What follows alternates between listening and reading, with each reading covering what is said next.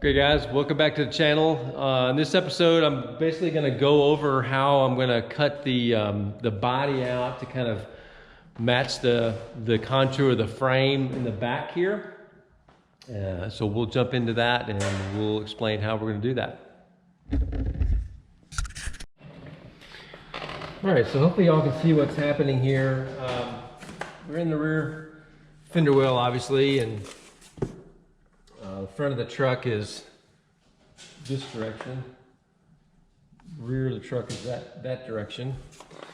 And so looking at the contour of this pinch weld,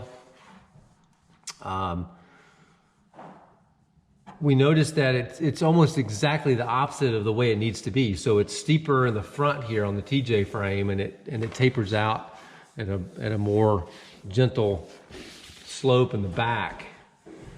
This line is steeper in the front here, and then tapers out down the back, or in the front here. So we decided, well, what if we just cut these out and then flop them from side to side? And so that's what we're going to do. So in order to kind of get this curve with this contour here, I just took a kind of square piece of cardboard and just put it up in here over that contour, and took a rubber mallet, just kind of held it in place, took a rubber mallet and just tapped it along that pinch line, or that pinch weld, and then it transferred a line onto the cardboard from this. And so then I just cut it out, so now I've got an exact contour of that line. All right, so if we determine a set width, and so we can just go from the end of this piece of cardboard and mark it on both ends, and cut this piece out, making sure that they're both exactly the same length from one side to the other. Then we can just flop them, switch them from side to side, and weld these back in. And so then, once we do that, if you can envision, I put this cardboard on at the same marks, but inverted. So the one from the driver's side that'll be coming to the passenger side, if you look at this gap now, it's almost perfect all the way back from the frame. So this will now kind of mirror the contour of the frame much better. All right?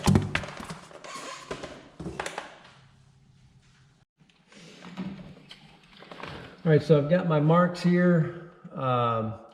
One about an inch in front of where this pinch weld starts to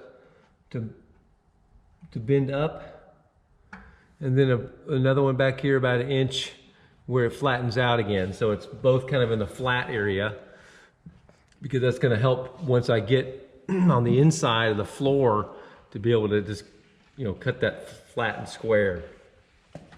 So I'm just going to start by making a cut into where I can see where the blade's coming through on the inside of the truck, and then I can square it up on the inside nicely and make nice square cuts. So when I flip them from side to side, they'll should fit right in there, hopefully close to perfect, and there won't be a large curve to weld up. So let's get these cut.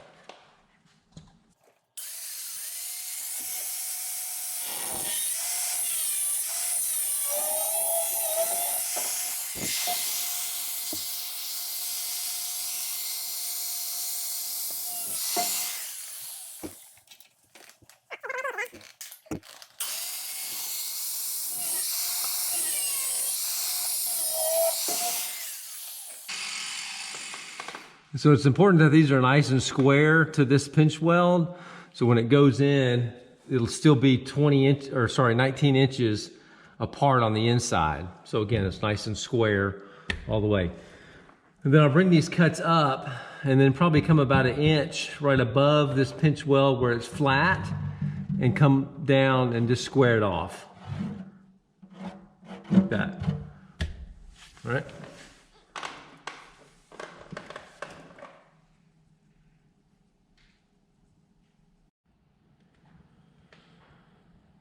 Okay, I think I got it drawn out a little bit better now where you can kind of see where this cutout's going to be.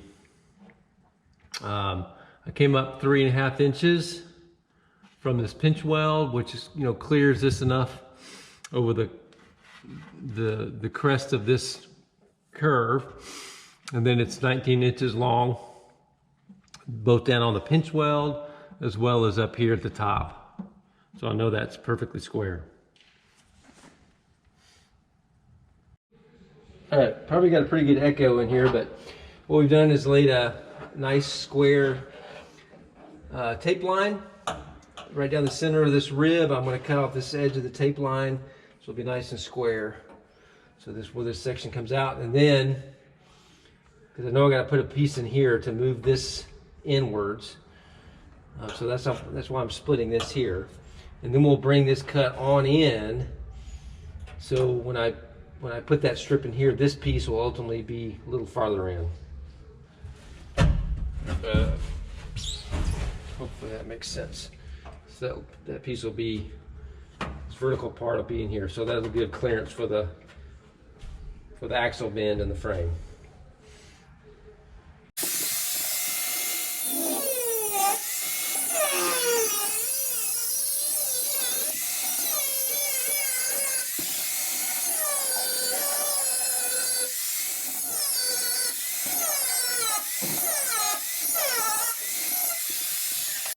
Okay, just give you a final look at these cutouts. Hey folks, back in the shop. I just want to do a little follow-up on these inner fender wells in the rear of the wagon. I'm going to make some more progress here and got them cut and got them kind of tacked in. So it's going to make a little bit more sense of what I've done once you see it. So just want to show you what we've got. So this is the side, if you remember, that came from the driver's side. It's now on the passenger side. And so the original contour, if you remember the piece of cardboard that I had measured and cut, was like that. So that was the original contour. And so then by cutting that piece out, flopping it around, this is the contour we have now. And so you can see it matches the TJ frame almost perfectly. So looks a lot more factory, gives me a lot more room.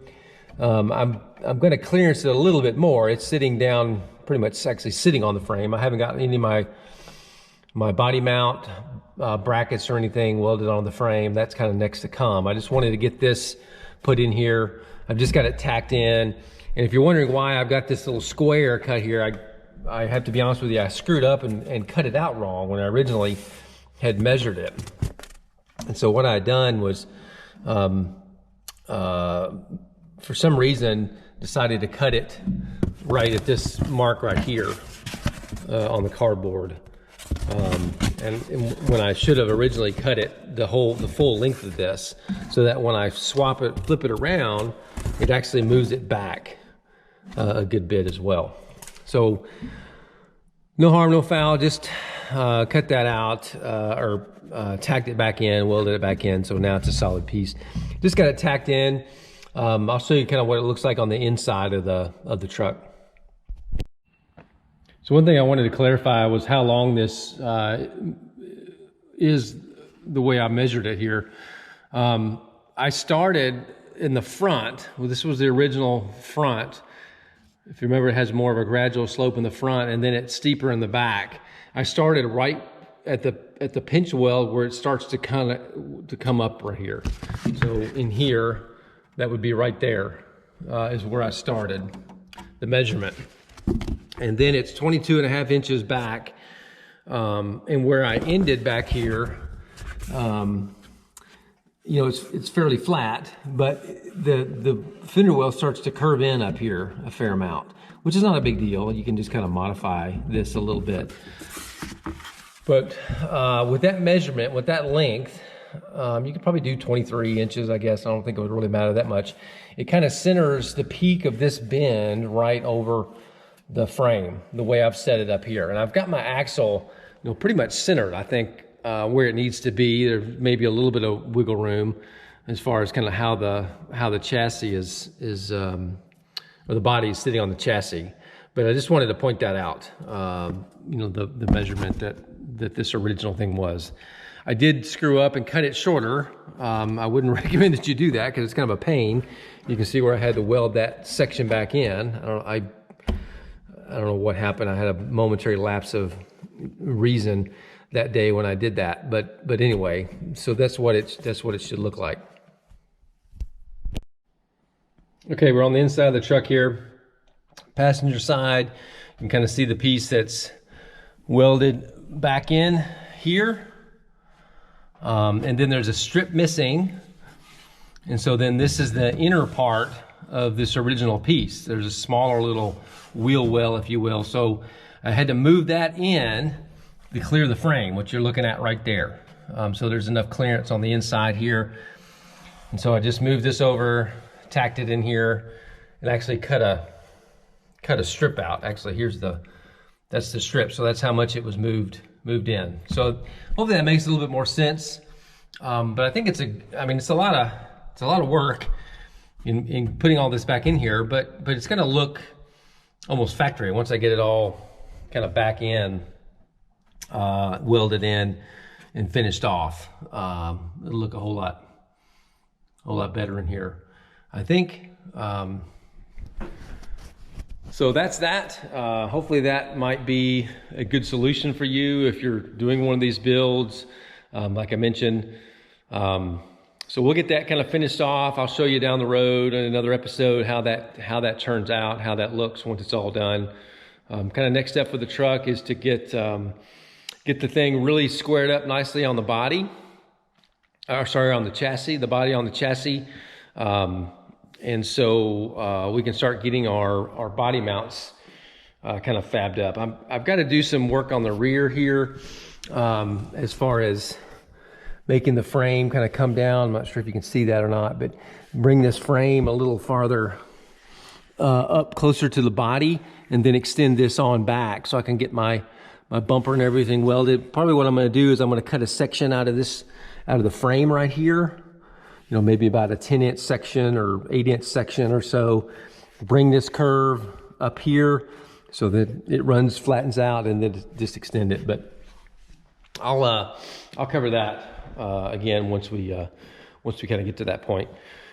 I've had to do a good bit more kind of trimming in here to kind of get the body all the way down on the chassis. You can kind of see where I had the clearance for the transfer case, transmission, and everything. And the reason for that, again, is because I went with the flat skid plate. If you remember, I wanted to really, tuck everything up under the Jeep, under the truck. So I had to, it's kind of a necessity here. But what I'll do is I'll, fab up a transmission tunnel coming back, back into this part in between the seats, and probably have the shifters and everything incorporated in with the transmission tunnel there.